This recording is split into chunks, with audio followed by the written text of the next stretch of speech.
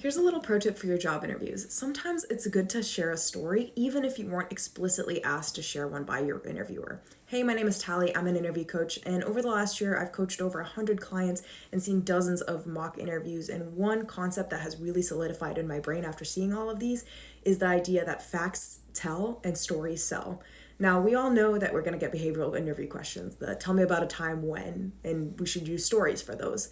But sometimes we get more broad questions like, what's your leadership style? Or what's your approach to prioritizing features? In which case, it might actually be really helpful to show a story as a way of grounding what you're talking about. One of the biggest reasons that stories are so powerful is because they allow us to kind of sneak in results and impacts of the work that we did. Rather than just talking about things metaphorically, pie in the sky, very like hand wavy, we can actually give a concrete example and show the business impact of our work.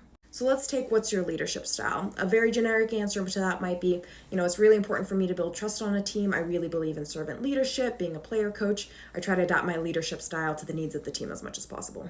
As opposed to, for me, one of the most important things is building trust on a team. An example of a time I did that is my most recent company went through a merger and I got 5 new direct reports working for me. There was a lot of fear and uncertainty, so I really made sure to have frequent one-on-one check-ins, really understand the personal goals and concerns of each individual person, keep my door open and encourage them to walk through anytime they're feeling stuck.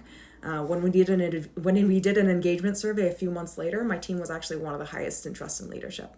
Again, I'm not saying that you should do this every single time, but remember, stories are one of the best ways to demonstrate that we don't just talk the talk, we can also walk the walk. And if you found this helpful, be sure to follow for more interview tips.